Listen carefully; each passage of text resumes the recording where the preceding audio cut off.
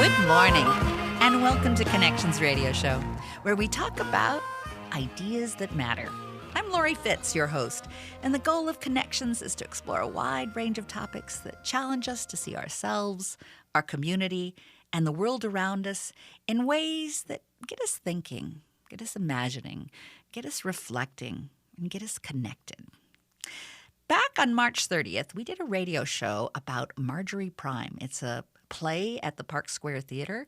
It is produced in partnership with Prime Productions and Park Square, and I want to let folks know it does run through May 19th, so we have this weekend and next weekend to still see the show. And I have to say, I have found the show absolutely stunning. The writing is exquisite. The direction is insightful. The staging, beautiful. And the actors, they continue to grow with the play, discovering nuances and ideas, and it's thrilling. I've seen the play more than once, and I hope to see it again because I love seeing how the play has grown. In the play, memories are explored, and the possibilities of artificial intelligence to support us as we age, give us companionship, explore stories that give us meaning. And the play has really just stayed with me. It has become for me an exploration and sets of questions, an ongoing thought about what stories would I most want to remember. Would it be okay if those stories changed a little bit to something I would have rather happened, or would give me more joy if they had happened differently? Are our stories our truth, or is our truth our shared stories? Are our memories just really imagination? And as we learn, we shift our understanding of our memories and they get recategorized? And what about artificial intelligence? What are really the possibilities? Should we be excited about what artificial intelligence could give us? Or should we be afraid of the capabilities of what it may turn into? Or should we be a little of both? So I had a chance to interview Professor Maria Gini, and it was during a post-show discussion. And I had several of our Connections listeners at the show who came up afterwards and said, please invite Professor Gini on the show. So I have. Maria Gini has earned an international reputation for her research in robotics and artificial intelligence. Befitting her work in such a cutting-edge field, she also brings innovative teaching protocols into her classroom. New students of hers are often surprised to discover that she employs a pair of small, fully automated robots in her classroom. They're exemplars of the state-of-the-art robotic devices, and as a surefire way of engaging their imaginations. Gini is also a pioneer in recruiting women into the field of robotics and artificial intelligence. For many years, she's been active in Grace Hopper's celebration of women competing. It's instrumental in bringing that conference here to the Twin Cities in 2013. A quote that I just love of hers is, "We all thrive when personal aspirations and achievements are in sync." I encourage each student to dream big and to follow their own passion. At the same time, I believe we do our best when we work with others. And that's Professor Maria Gini. Welcome, Maria. I'm so glad you're here today. Thank you. So you had a chance to see this play with me, and it's a play that I also want to mention. This is by Jordan Harrison. It's directed by Elena Giannetti. It's performed by Candice Barrett-Burke, James Rodriguez, Andre Scholes, and Laura Stearns. So when you saw the play, what was your reaction? What did you think? How have you thought about the play after seeing it? Well, when I saw the play, I had already seen earlier the movie, maybe a year ago there was the movie, and what I immediately thought about what difference it makes to be in a theater where the actors are there in front of you, they're very close to you, all that you see is real. You know, like the movies is a projection on a screen, which could be very large and engages you. But being in a theater, I haven't been in a theater in a long time, and it was just amazing. gets you to really think. I mean, again, I knew the story already, but I thought again fresh, and I say, wow, this is likely to happen at some point. I'm not afraid, but it gets me to think. Yes. What do I want? Right? Is that, and again, as you are saying, which part of my memories I want to kind of bring back to me? And that's a difficult question. I don't know. Well, I'll give the audience just a little synopsis about what the play is about. In the age of artificial intelligence, so it's in the not too distant future that this play has been placed, 85-year-old Marjorie, a jumble of desperate, fading memories, is living with her adult daughter and son-in-law. But she also has a handsome new companion who's programmed to feed the story of her life back to her. And the question becomes, what would we all want to remember? What would we want to forget? It is a wondrous play, and it explores both the mysteries of human identity as well as the power of technology. And I'm fascinated with the work that you're doing in technology that explores artificial intelligence. Where are we today in terms of artificial intelligence? And you just said that you think it is a possibility that we may have something close to what's imagined on the stage today. Yes. I mean, it may take a long, long time. I mean, I'm not saying it's immediate. But, in a sense, artificial intelligence is whatever we can program, right? Artificial intelligence is software. It's programs that run through computers. And if you can write programs that do very complex things, they're doable. And, the technology is getting more powerful. We have lots of computing power. We have lots of memory. We can record, millions of hours of videos or conversations or other things. And then the question is, how can this program extract something from this information and present it to us? And again, it is doable. There's a lot of software now that many people, I think, know that can recognize faces, right? You can recognize faces in a crowd. You can track people. You can do conversation. Even, simple systems like Amazon Echo or Siri or Cortana or, all the other systems, Google Home. Now they don't do a lot of conversation, but because the programs right now are very simple, we can make them more rich, more complex. So they can, maybe again, we can have a dialogue with the program. And this will happen. I'm quite confident it will happen. Well, a question that I have about that is the decision-making that artificial intelligence makes. I know it's programmable, and we're putting in ways to make decisions, but who are the decision makers that give the criteria for decision making in conversation? That mostly are the programmers, whoever write the programs, makes the decisions. The question is, do we think we need some kind of higher level authority that decides what this, at least on general principles, how you make decisions? Right now, the way programs are written, you kind of write some kind of, we call it utility function, right? In my program, I say, for my program, if you make this choice, you have a value 1.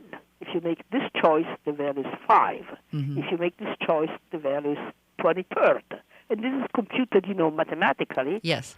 Now, and then the program say, okay, I want the best, 23rd, whatever this choice is. Now, how do I make the decisions? I make as an individual, but I think we need some kind of maybe collective guidance on making sure that the decisions made are ethical. Yes. And follow some principles.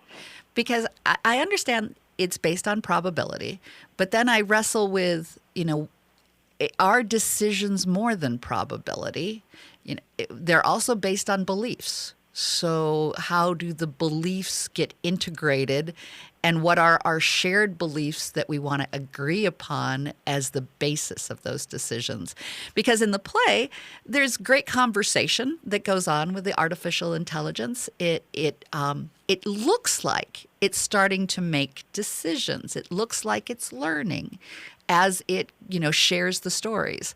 So that intrigues me. How do we learn with our brain, and how does the artificial intelligence learn? And it's more based on math that the artificial intelligence is learning, but there's got to be something more to it as well. So, in general, the way artificial intelligence learns is what we call learns by teaching or by demonstration. So if we think the way children learn, the parents show them what to do, they tell them what to do, they experiment in the real world, right? They touch something which is hot, they learn you shouldn't touch something hot, right? So the experiences that we have help us learning. And then in addition to the physical experiences, we have also, at some point, in books, you have teachers. So the programs do it in a very similar way, like they don't have, in general, a physical body unless they're robots, but they can learn, and they can learn by absorbing information from lots of stuff. So, I could have hours and hours of videos explaining how to do things, and I can write a program that kind of goes through all the videos and learns what is common, right, across different videos. And so then understands, then you kind of figures out how to classify things, right? And say, this is a video that shows me how to drive, and if I turn right, I have to make sure nobody's on my right. If I turn left, the program doesn't know exactly what it's doing, but learns that that's the right thing to do. Well, it's interesting because I wonder about, is knowledge the same as capabilities? And is the technology learning, or are they again relying on probabilities that's been programmed in and capabilities? And what's the difference between knowledge and experience? And does experience have to come first, or does knowledge have to come first? All great philosophical questions that we will continue in our next segment, because my producer is looking at me and letting me know that I've gone a little over in this segment, but that's okay. We can do that.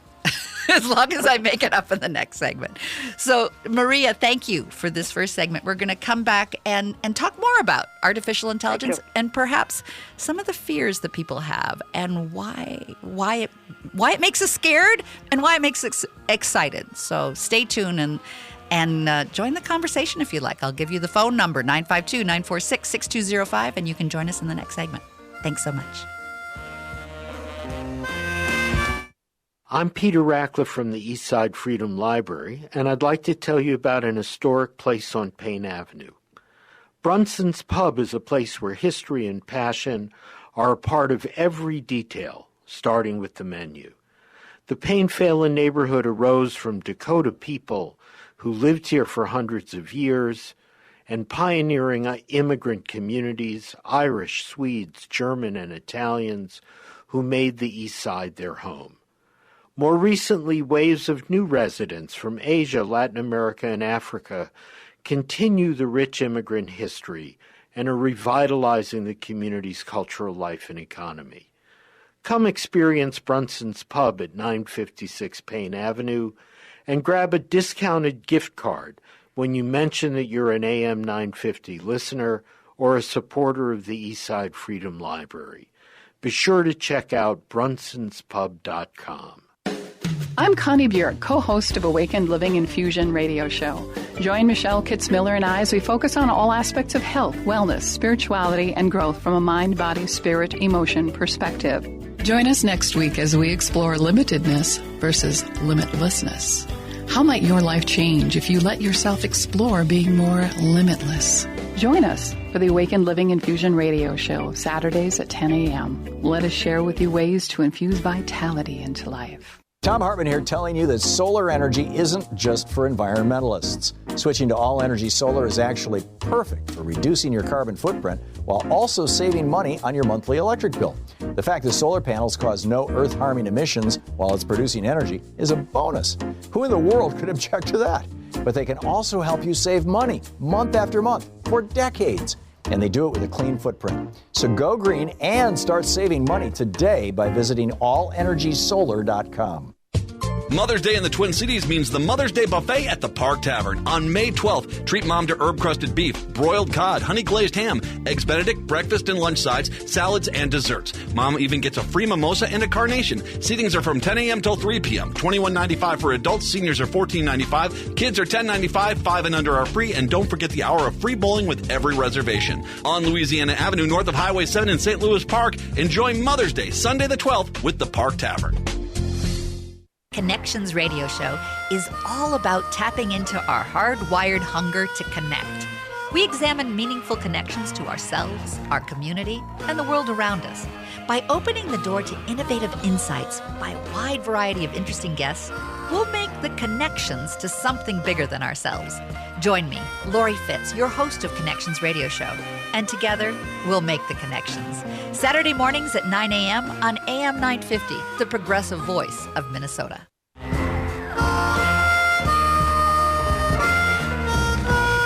Welcome back to Connections Radio Show. I'm Lori Fitz, your host, and we're having a wonderful conversation about artificial intelligence.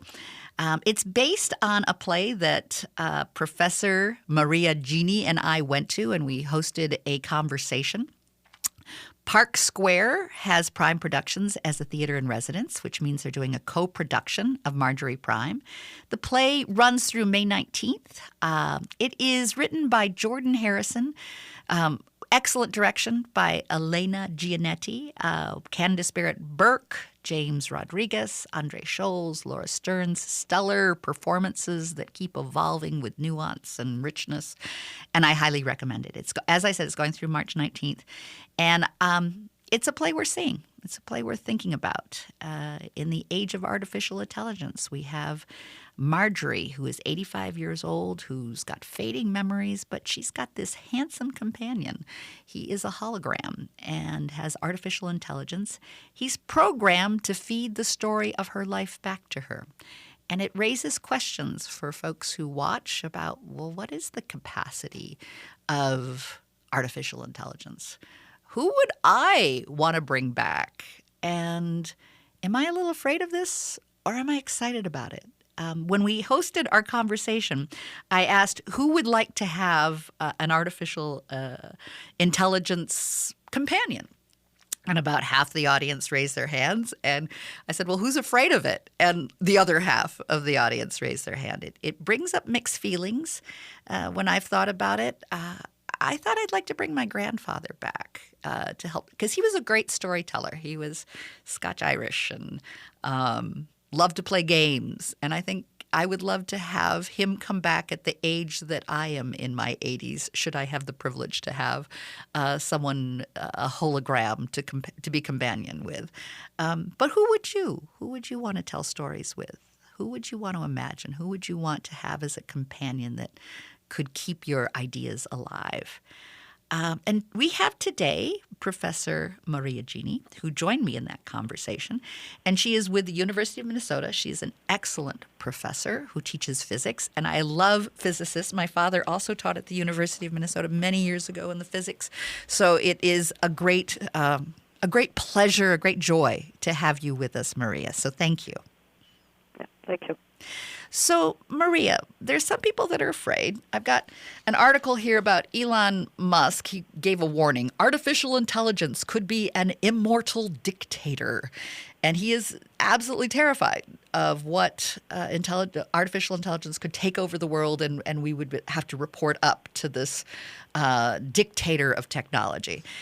But we've always been a little afraid of technology. I went back and found that when radio was coming up and being developed, people were terrified of radio. They were afraid of loudspeakers, and somehow our world was going to be taken over by radio, and we were all going to be drones to radio. Well, thank goodness that hasn't happened. It's become, a great technology for us to get connected.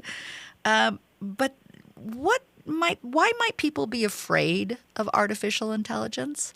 And what is exciting of how it can serve us? And I think you'd be the best person to help share your insights on that. Well, I understand that people can have fear because we tend always to have fears of the unknown. Right? We tend to project or think about what could happen, but we don't know things. We don't know, again, if we have to be excited or to have fear. So, it's very human-like to have fears. For me, the main issue that is kind of fear of the future is not too much the future itself, but who is going to control it. And I was just thinking about, recently people talk a lot about Facebook and how powerful it is and how much, it controls the way people think. And that is a company, basically, that provides products that people love and they use it, but at the same time has unexpected consequences. And nobody thought when the social network started what the consequences were there. But at the same time, there are ways of fixing things, right? It's not that because things don't work as expected, there's nothing we can do. After all, we have our intelligence, we're smart, or some other company will come up, or there is, common sense, everybody debates, discusses, the company changes the path. So, from that point of view, there is a lot of power that we have as consumers, and if we use it properly, I think we will have control, or at least some control. And there are some good things that you're using artificial intelligence. I know that you've got some projects in helping to detect autism. Can you tell a little bit about that? Right. So one of the problems with autism is that it has to be detected very early. The earlier it is detected, the better are the outcomes, because when the children are very, very young, they're like sponges. Yeah, they absorb a lot from the environment, so they can be helped to change behaviors. The problem is, how do you detect it when the kids are very, very young? And of course, it's very difficult because they speak, but you don't know exactly what they're saying. It's difficult to distinguish if they're just excited about something or they're paranoid. And so we use the robots as part of a larger project with the Child Development Institute here. Kind of very nice and cute humanoid robot as a way of getting us more information when we observe what the child does. Right? We have to look at what the kid does to figure out is they afraid or not. And so one of the things we've done again with this robot, which is very cute and dances and talks and speaks and gets up and asks the child to do different things, and we record all the interactions, and then it's then analyzed. Try to find out what features in the interactions will indicate potential autism. This is an ongoing project. Will take much more time. We looked at 60 children. They came in, but we need many, many more. But this is a very interesting way for me to see the technology we have developed now can help us doing something which is very good for all the families that have this problem. They have a child, maybe behaves funny, they want to make sure there's no problems, and if we can help people, that's why I love technology. I love to do things that can be used. And with that, in our next segment, I want you to share about your love for science and women in science and encouraging young people to get in science. So we will continue our conversation on that. And also, I'm going to be giving away a couple tickets. So tune in to get the information on the tickets to Park Square coming up in our next segment. Thank you, Maria. I enjoy our conversation, and I'm glad that we have a chance to share it with our audience. I'm Peter Ratcliffe from the Eastside Freedom Library, and I'd like to tell you about an historic place on Payne Avenue, Brunson's Pub. Experience history and passion through the delicious menu, reflecting the East Side's diversity. The choices are limitless: salads, sandwiches, burgers, and shareable plates. Visit Brunson's Pub at 956 Payne Avenue and grab a discounted gift card when you mention that you're an AM 950 listener or a supporter of the East Side Freedom Library. Be sure to check out brunsonspub.com. Is Fido's bad breath getting in the way of your relationship? Well, Teef is the answer to all your doggy dental care woes. They're inviting dog lovers in the Minneapolis area. Come on out for their pup-friendly launch party to celebrate the latest innovation in dog dental care. This innovative new product combines science with simplicity to make your dog's water bowl function like a molecular toothbrush. On Saturday, May 11th from noon to 3 p.m., bring your pup and to come celebrate Tifa-Palooza at 56 Brewing and Tap Room in Northeast Minneapolis. There will be food trucks, live music, games, raffles, and partner vendors offering pet-friendly products and services. 5% of proceeds benefit the Animal Humane Society. This event is free to attend. Teef's patented prebiotic dental care technology launches as a water additive in a powder form that makes the difficult task of daily dental care as easy as scoop, add, drink. Saturday, May 11th at noon for Tifa-Palooza, taking place at 56 Brewing in Northeast Minneapolis, 3055 Northeast Columbia Avenue. Find out more at teefhealth.com. That's TEEF health.com.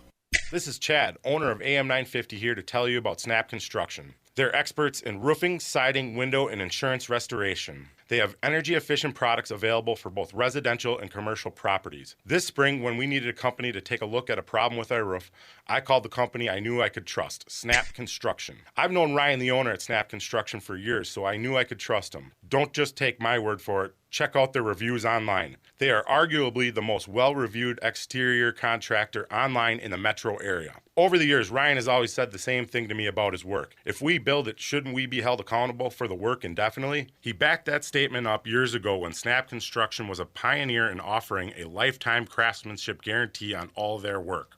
For a free estimate or general questions, call the locally owned company AM 950 Trust, Snap Construction at 612-333-SNAP. That's 612-333-SNAP, or find them online at snapconstruction.com. They have financing options available. It's the age of artificial intelligence. 85-year-old Marjorie, a jumble of disparate, fading memories, has a handsome new companion, me, a hologram who's been programmed to feed her the story of her life back to her. If given the chance, what would you remember? What would you forget? Jordan Harrison's new play explores the mysteries of human identity and what technology offers. Prime Productions presents the play Marjorie Prime at St. Paul's Park Square Theater. Performances run April 19th to May 19th. For tickets, visit parksquaretheater.org. With your AM 950 weather, this is Eric Nelson. Today, cloudy with a high near 64. And tonight, chance of rain with a low around 46. Sunday, partly sunny with a high near 62 and the low around 44. Monday will be sunny with a high of 68 and the low around 51. Tuesday, a chance of thunderstorms with temperatures in the 70s. Shop local with one of AM 950's advertisers for Mother's Day. There's everything from electronics, wellness shops, pet care, electronics, restaurants, and more. It's a great way to support not only AM 950, but also local businesses and shops. Find a full list of advertisers at am950radio.com.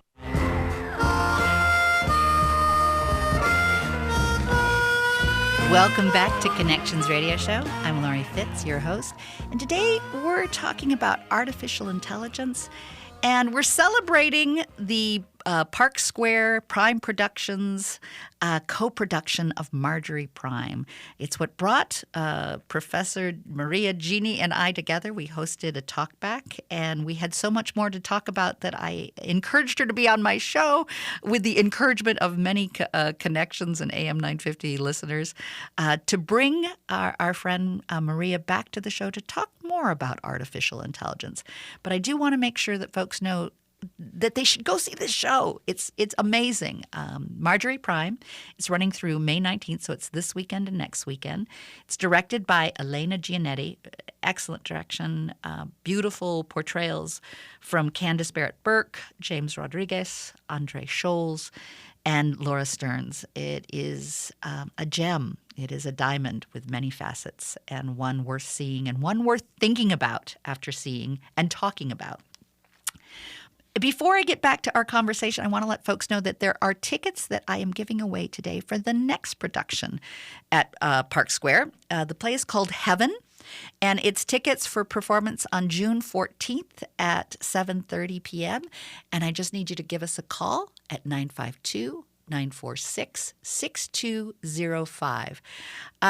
Also, if you've been to the show, if you've been to Park Square, I'm going to ask that you encourage a friend to call in, because we'd like to have folks who haven't had a chance to go to Park Square. But have a friend give us a call, and that's 952-946-6205 for a free pair of tickets to June 14th, Performance of Heaven.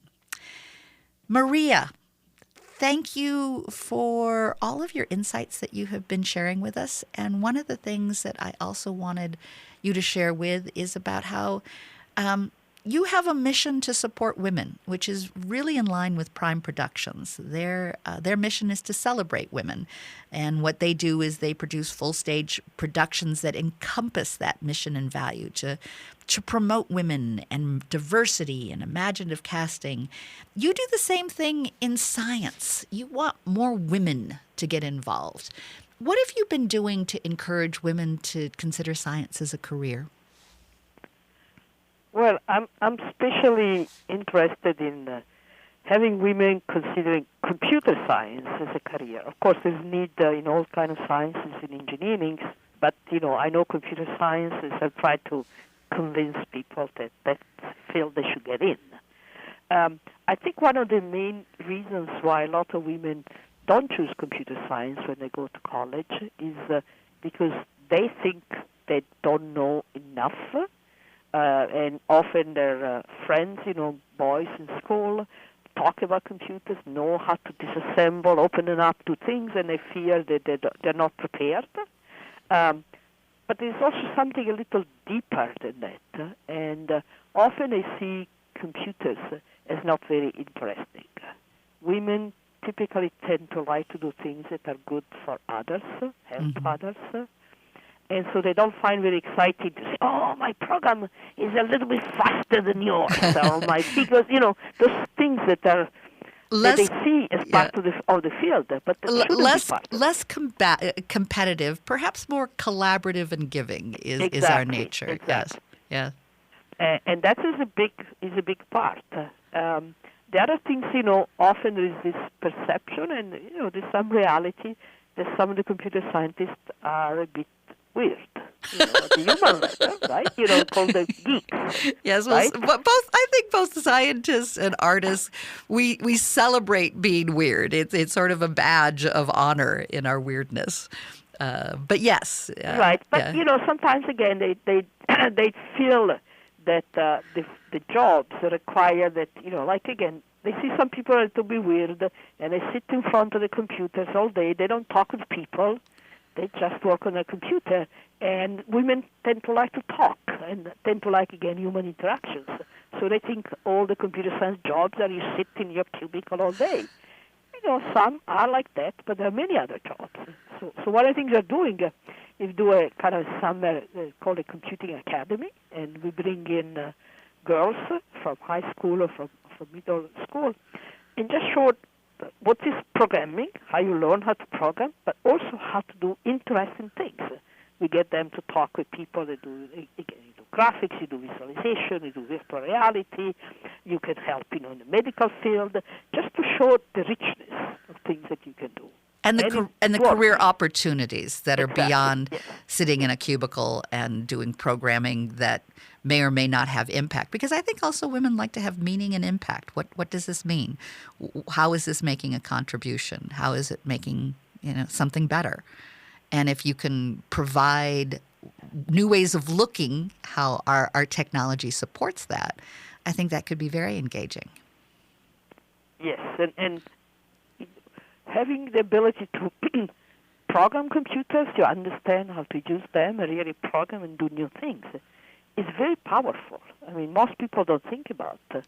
But, I cannot build, houses or toys or whatever. I mean, I don't know how to build physical devices, but I can build a simulated object in my computer because I know how to program it, right? So I can dream things that don't exist in real life, and I can kind of give them a life in the computer. And it's very powerful to me, right? It's not that I do it all the time, but the fact I know I can do it means, if at some point somebody says, oh, I did this kind of weird things, we can design it on the computer, try, simulate. I mean, software now can do so many different things, and you can visualize and see and project and predict the future that doesn't exist yet and may never exist. Part of it is, it sounds like sharing the story of possibility, sharing the story of imagination. There's some barriers that women may perceive in terms of technology not being engaging and not being imaginative. But are there other barriers as well that keep women from imagining a career in science, especially one in computer science? Well, I think, there are barriers, which are cultural barriers, and again, women often think that is not for them, and this is not the same in every country. So it's nothing to do with women. It's not that women don't like technology, don't like science, don't like mathematics, or, some people say our brains are not built for science. That's nothing to do with that. And that's society, nonsense, right, yes. in which we live, and the interactions we have with people, and the perception we have with people that affects, what we think about ourselves. Well, I remember growing up, my father talking about math as a philosophy, and that sort of changed my view of numbers being even real. But how there is imagination to mathematics. And I think so often we get so stuck in a logic or just as much as we imagine someone in a cubicle, we imagine numbers being not something that can be played with, that can bring us new opportunities. Are we teaching math in ways that engage or turn off students, do you think? Well, the way I think, again, when we talk about computers, I think, first you have to show that to program computers, you have to be able to reason in a very precise way. And behind every computer program, there's some kind of reasoning process that somebody did. We talk about algorithms, right, which is procedures, processes you have to go through. And that's something I think women, once they understand it, find very interesting, because we also tend to be, many women tend to be very logical reasoners. You like these logical puzzles, and in a sense, writing programs is very similar. You have to figure out what's the best way for me to solve this problem, and I have to make sure I think about every detail. What could be wrong here? What can be wrong? You have to think about all the cases. Yes. And women often are very systematic. So again, the people have the right qualities, the right properties. It's just seeing that this is what computing is about. And to be able to imagine creating your own little world based on your reasoning, based on your details, and being creative in that world of exploration of what could this imagination bring me, and how do I reason out all the pros and cons and the boundaries and the opportunities, can really be an adventure. But it does require, as you say, a disciplined approach to reasoning it out in a very logical way. And it really uses both sides of the brain. I mean, it needs to have that integration of imagination, but also the logic that allows us to process and think entirely new ways. Yeah. And many women, again, I've done this summer camps for 5-6 years. Now a number of them I know are in colleges. The one is at Berkeley. One girl was with me last year. She's a freshman, speaking of freshman, MIT this year. Another one is at Harvard. So, and those are local students. And, they saw, not just because they came to my program, but they saw the power of those things, and they built and have spectacular careers in front of them. I don't know, again, if even one person changes her mind, then that changes her life. That, for me, is success. Huge. I don't count how many students, one is sufficient. If each of us, we can change the life of one person, think about how the world will be different. In talking about the world being different, have you seen more women going in? Have you seen changes? Have you seen changes in the young people coming up being more interested in computer science? Yes, the numbers are going up. They should still go up more. Things are improving. There is still one issue which is very tricky. A lot of women, do computing, get the jobs, but the number of women who quit mid-career, quit the jobs, the computing jobs, is very high, much higher than for other professions. Is that internationally as well as in the U.S., or is it? It's mostly in the U.S. The Okay. data that I've seen are from the U.S. I don't have similar data for the rest of the world. And the reason there is really still is a cultural reason. If you are in a place and you are one woman and a lot of men, it's difficult. You need to have some numbers so you kind of create. You're not the exception. There are others like you. Mm-hmm. And the culture in many companies is still has to change a lot. I mean, it's not just in computing. I mean, we know there's a lot of issues with women in many fields, and will take time. I mean, you see things changing. You see awareness of the issues, which is the first step. But we really need to see cultural changes. I also see women in mid-careers in other fields dropping out, and sometimes it has to do with childcare. Do we have a good childcare program in the U.S. that allows women to be able to do both work at home and work at their profession? And some feel like they have to do other jobs in order to be able to handle having a family. And I think that's very sad that more women face that than men in terms of child rearing. Right, and think even about maternity leaves. Mm-hmm. I've done a study some years ago. I had people from different parts of the world at the conference they're talking about that. And if you look at the rules in the U.S., are the worst in most parts of the world. Yeah. Right? That's why I asked, is this U.S. or international? I mean, are women dropping out in places where they have good child care and good opportunities and good support and enough time to spend with their children with? So it becomes a bigger question than even going into science. It's what are our opportunities as we grow as women? And I appreciate your insights with science and encouraging women to think about especially computer science.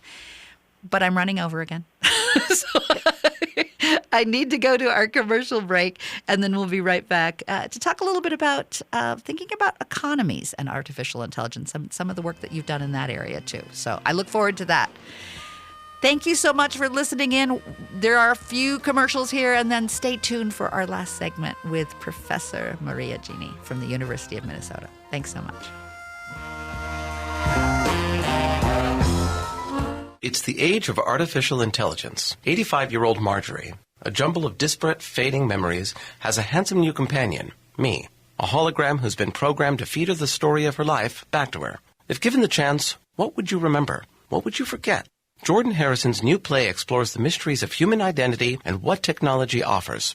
Prime Productions presents the play Marjorie Prime at St. Paul's Park Square Theater.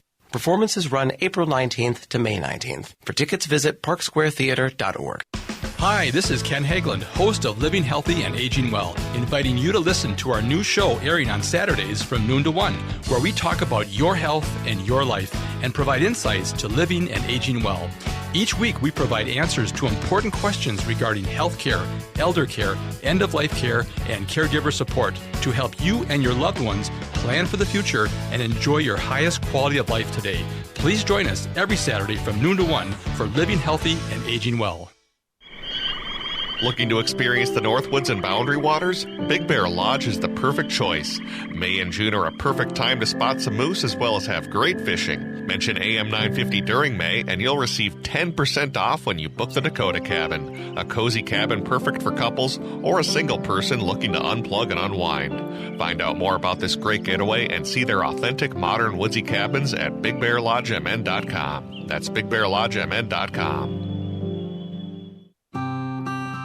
Find a wide selection of outdoor hearth products at Woodland Stoves and Fireplaces. Whether you prefer wood or gas, Woodland Stoves has the fire to fit your home. Pizza aficionados know nothing matches masonry oven baking for capturing flavor and nutrition. Woodland Stoves and Fireplaces can easily install one in your home or business. Enthusiasts use these ovens year-round for bread making, wood roasting, even grilling. The mission and passion of Woodland Stoves and Fireplaces is to make the fire work for you. The way humans relate to fire is primordial. We have used fire to warm our bodies, cook our meals, and kindle our spirits. Our team has the know-how to do this in a clean-burning and environmentally smart way. Visit our store and experience the diversity. We have over 35 working units on display at the corner of Riverside and East Franklin. See us online at woodlandstoves.com. Find the fire that fits and works for you. Woodland Stoves and Fireplaces, out of the ordinary products and services since 1977. Connections Radio Show is all about tapping into our hardwired hunger to connect. We examine meaningful connections to ourselves, our community, and the world around us. By opening the door to innovative insights by a wide variety of interesting guests, we'll make the connections to something bigger than ourselves. Join me, Lori Fitz, your host of Connections Radio Show, and together we'll make the connections. Saturday mornings at 9 a.m. on AM 950, the progressive voice of Minnesota. Welcome back to Connections Radio Show. So glad you joined us today and been part of our conversation. We've been talking about Marjorie Prime, artificial intelligence, and we've had Professor Maria Gini from the University of Minnesota in the physics department share with us about ideas in science, ideas about artificial intelligence, women in science, all kinds of good stuff. Before we jump back into that conversation, I want to share about how to get tickets to the Marjorie Prime. It is co-produced with Park Square and Prime Productions. You can go to parksquaretheater.org. Marjorie Prime is going to be running through next weekend, May 19th. It's written by Jordan Harrison, directed by Elena Gianetti.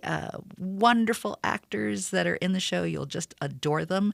I highly recommend going to see it. It's Candice Barrett Burke, who plays Marjorie. And then we also have, I'm running back up here, James Rodriguez, Andre Scholes, Laura Stearns, all superb acting, and the play grows every production.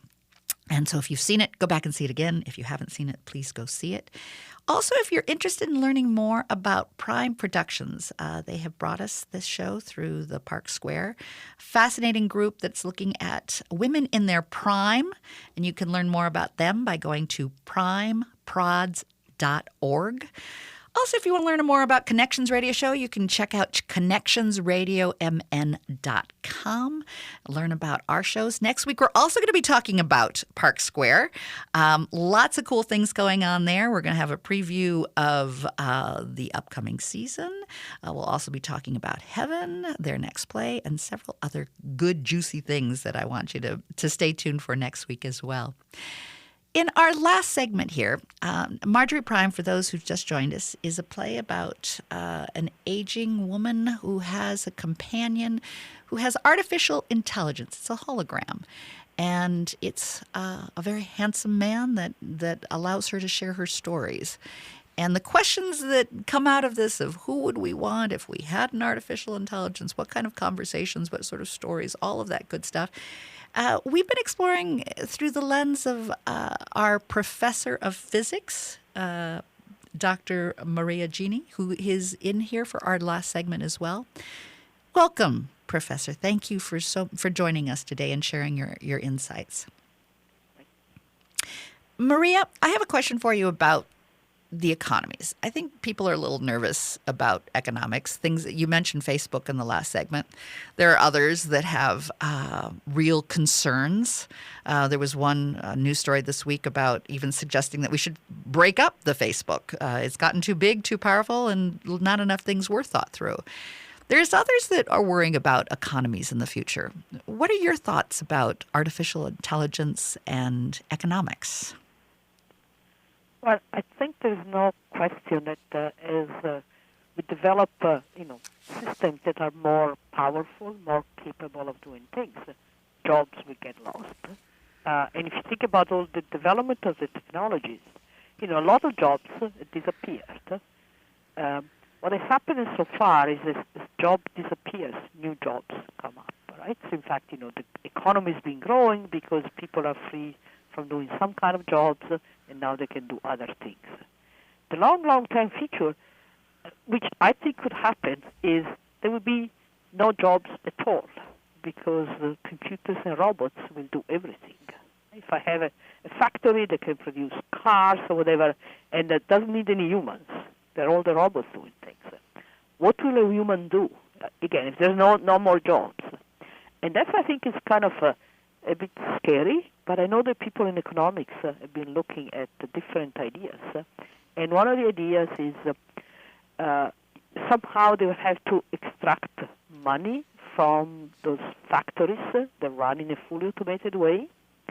So the money that is extracted from this production can be shared by people. And exactly how to do it, lots of discussions. I mean, suppose everybody, when you're born, you say, okay, for life, every month you're going to receive some amount of money. They will allow you to buy food, to do things, and so. So there is a lot of economical issues to address, but this is an idea has been out for a while. And the interesting part then becomes, suppose we have no jobs, but we can still live. We still have money to buy food, to have houses, to do things. How will we spend our time? And that's, for some people, it's very scary. But for other people, say, wow, now I can do, I can do art, I can do whatever kind of things I want. I can travel, I can go out, I can work with other people, doing things that now we don't have time to do. So, and time has become such a precious commodity. It seems like even though we have a lot of time-saving devices, we don't really have the time to connect with those we love in the ways that we want to. Could it allow us to connect more passionately, interestingly, nurturingly? I mean, how might we change? Might we be able, like the early cavemen, to sit around the fire more and share stories? Yeah, but there's still the difficult part that somebody will have to sort out is how to share the wealth that all this technology is going to create. Right? Humans haven't done that well. Right, exactly. It's still an issue about how things are shared. There's still a competitive spirit. There's still an us and them. We're still so tribal. The thought of what would it mean not to have, the rich and the poor? What would that look like? And is it possible? Is it possible to have a shared wealth that is not competitive, a shared wealth that's celebrated? And I think that's why people trip to fear. Somehow they think that, okay, we'll all become, reporting up to the artificial intelligence instead of the artificial intelligence serving our needs. But it's something to keep in mind for the future. How do we want to make decisions? How do we want to work in harmony with each other as well as with our technology? And are there abuses that could be made by those who are not as kind-hearted in wanting to share? Yes, I'm sure. Any technology, anything we have done, is always potential. Opens up opportunities, new things that we can do, but also opens up opportunities for inequality. Well, we'll have to leave it on that note. Thank you so much, Maria, for sharing your insights and getting us all connected about computer science and the possibilities and what the future may hold. Thanks so much.